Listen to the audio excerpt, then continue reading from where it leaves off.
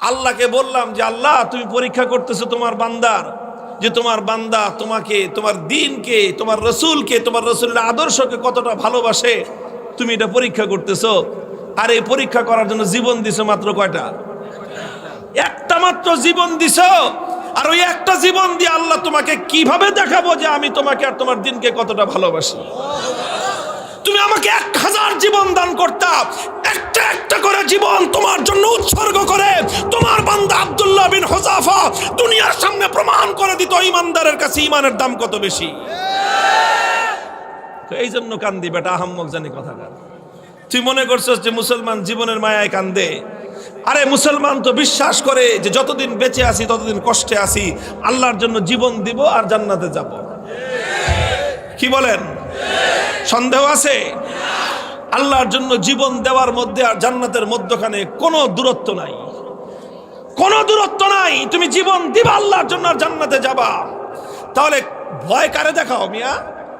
আমার কাছে একটা জিনিসই আমার বুঝে আসছে যে বেটা তোমরা যদি বাতিলের উপর থেকে নমনীয় না হতে পারো, আমি হকের উপর থেকে নমনীয় কোন দুঃখে হব? হযরত ওমরের থিওরি ছিল যে আলাইসা কাতলাহুম ফিন্নার ওয়া কাতলানা ফিল জান্নাহ।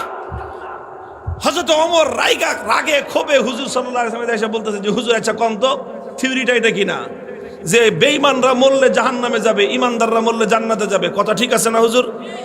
হযরত ওমর যখন এই কথা কয়, হুজুর কয় তোমার কথাটা তো ঠিকই আছে, যে ওরা মরলে জাহান্নাম, আমরা মরলে জান্নাত। কয় হুজুর তাইলে আবার 3 নম্বর কথা কি? ফালামা নুতি হাযিহিদ দানিয়াতা ফি দীনিনা। বেঈমান যদি নমনীয় না হতে পারে, মরলে জাহান্নামে যাবে, তাহলে আমি মরলে জান্নাতে যাব, আমি নমনীয় হব কেন?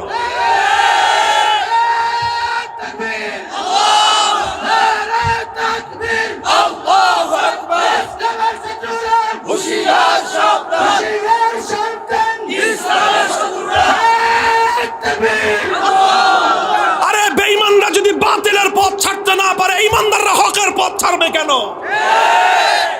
কথার মধ্যে কোনো ভেজাল আছে? হিসাব কিতাব তো ক্লিয়ার, কথা তো পরিষ্কার এখানেই, যে এখানে নমনীয় তো তোমাকে হতে হবে, আমি কেন নমনীয় হব?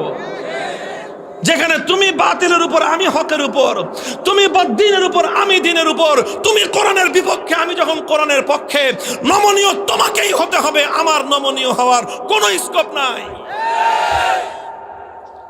হযরত আব্দুল্লাহ বিন হুযাফা রাদিয়াল্লাহু তাআলা আনহু যখন এই কথা বললেন, আরে বেটা জীবন তো একটা আছে দেখে একটা দিতেছি, জীবনে 1000টা থাকলে 1000টা দিয়ে প্রমাণ করতাম যে ইসলাম এবং ইমানের দাম কত। এই কথা যখন বলছে তখন বাদশাহ কয় যে এটা তো মানুষ না, মানুষ কি এরকম হয় নাকি? আরে মৃত্যুর মুখোমুখি দাঁড়িয়ে মৃত্যুকে আলিঙ্গন করার জন্য পাগল। কয় জীবন একটা আছে দেখে একটা দিতেছি, 1000টা থাকলে 1000টা দিতাম। এখন তো ওর দিলের মধ্যে ভয় ঢুকে গেছে, আল্লাহ পাক রব্বুল আলামিনের পক্ষ থেকে সাহায্য আর নুসরত আসা শুরু হয়ে গেছে। আল্লাহ পাক বাতিলের অন্তরের মধ্যে ভয় এবং ভীতির সঞ্চার করে দিয়েছেন। এখন বাদশা মনে করা শুরু করছে যে এটা মানুষ না, এটা অন্য কিছু, এটা অন্য কিছু হবে। এখন ওরে যদি আমি শাস্তি দেই, মারি, তাহলে আমি নির্বংশ হয়ে যাব, এরকম একটা ভয় ওর মনের মধ্যে আসছে। এখন চিন্তা করতেছে এখন ছাইরা দেমা, ভিক্ষা চাই না, এই অবস্থা হয়েছে। এখন সে রাস্তা খুঁজতেছে যে কেমনে এখন এর থেকে বাইচা আসা যায়। এখন যদি আব্দুল্লাহ বিন হুযাফাকে এমনি মুক্তি দিয়ে দেয়, নিজের মান মর্যাদা যা আছে, প্রেস্টিজ সব বেলুনের মতো ফুটো হয়ে যাবে। এখন বলে যে ঠিক আছে, ঠিক আছে, তোমার কিচ্ছু করা লাগবে না, ইমান ছাড়া লাগবে না, ইসলাম ছাড়া লাগবে না, কোনো কিছু করা লাগবে না, তুমি শুধু একটা কাজ করো, আমার কপালের মধ্যে একটা চুমা দিয়ে দাও, তোমাকে ছেড়ে দিব। আব্দুল্লাহ বিন হুযাফা বলেন শুধু আমাকে একা ছাড়বা না, আমার 50 জন সাথী সঙ্গী সবাইকে ছাড়বা। কয় না, খালি 50 জন না, তুমি যদি আরো নাম কও ওই সব ছেড়ে দিও। তিনি চিন্তা করেন আল্লাহর পক্ষ থেকে নুসরত আসছে, আল্লাহর পক্ষ থেকে সাহায্য এসেছে। আল্লাহ পাক একজন বন্দির সামনে একটা সম্রাটের মাথা নত করে দিয়েছেন। কুদরত কার হাতে? ফাইনাল খেলায় জিতছে কে? কে জিতছে? হযরতে রাসূলের সাহাবী জিতেছেন, সম্রাট পরাভূত হয়ে গেছে। কথা বলেন ঠিক না বেঠিক? তিনি চিন্তা করলেন যে আমার একটা কাজ, এই কাজের দ্বারা তো ইসলামের গৌরব নষ্ট হবে না, আর সঙ্গী সাথীদের জীবন বেঁচে যাবে, ঠিক আছে। তাও ওনার আত্মমর্যাদা এতটা বেশি যে সরাসরি কাফেরের কপালে চুম্বন দিবেন, আত্মমর্যাদায় বেঁধেছে। কাফেরের কপালে নিজের পাঞ্জাবির আস্তিন রাখছেন, আস্তিন রেখে নিজের পাঞ্জাবির হাতের উপর চুম্বন করেছেন। বাদশা কয়ের যেমনি হোক, সম্মানটা তো বাচ্চা আমার কোন রকম তো বাচ্চে। আমি খালি বলতে পারলাম যে না না না, আমি হারি নাই, হুযায়ফার সাথে আমার একটা মিউচুয়াল আন্ডারস্ট্যান্ডিং হয়েছে, সেইভাবে কাম হয়েছে। বাস সব বন্দীদেরকে মুক্তি দিয়ে দিয়েছেন। এই খবর যখন খলিফা ওমরে ফারুক রাদিয়াল্লাহু তাআলা আনহুর কাছে গেছে, তিনি সাহাবায়ে কেরাম বড় বড় সাহাবীদেরকে নিয়ে অগ্রসর হয়ে আসছেন যে আব্দুল্লাহ বিন হুযাফাকে সংবর্ধনা দেওয়ার জন্য, যে আব্দুল্লাহ বিন হুযাফা, তুমি এবং তোমার 50 জন সঙ্গী আজ রোম সম্রাটের দরবারে আল্লাহর দ্বীনের ঝান্ডা যেভাবে সমুন্নত করেছো, আল্লাহর দ্বীনের গৌরব, মুসলিম জাতির মর্যাদা সমুন্নত করেছো, গোটা মুসলিম উম্মার দায়িত্ব আর কর্তব্য হয়েছে এখন তোমাকে সম্মান জানানো। এই জন্য আমি স্বয়ং খলিফা তোমাকে ইস্তেকবালের জন্য সামনে অগ্রসর হয়ে আসছি।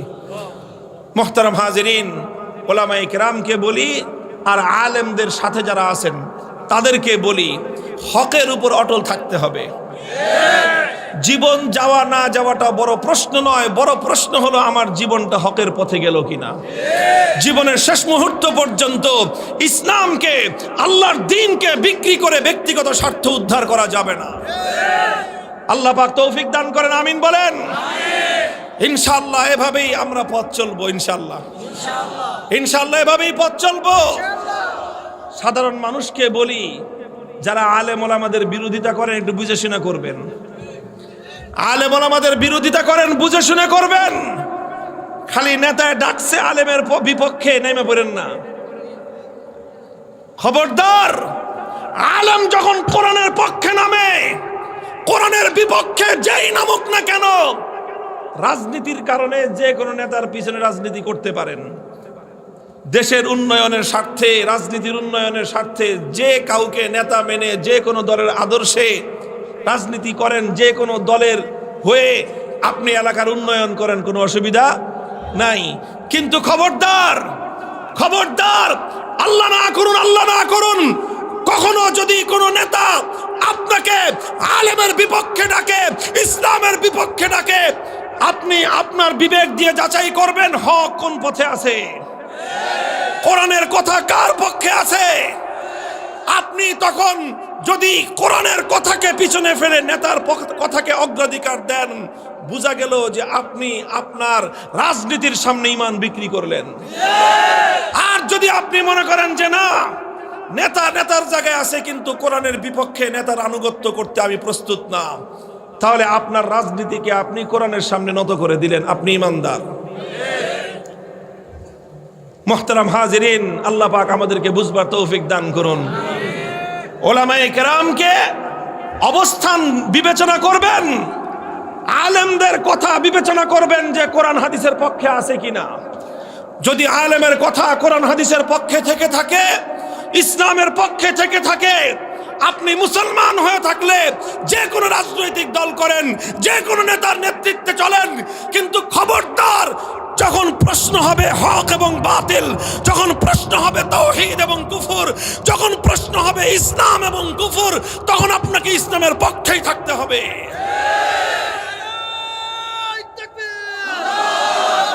আল্লাহ পাক রব্বুল আলামিন আমাদের সকলকে তৌফিক দান করেন। রাত 12টা বেজে গেছে। আল্লাহ আপনাদের গোটা এলাকার উপর রহমতের বৃষ্টি বর্ষণ করুন।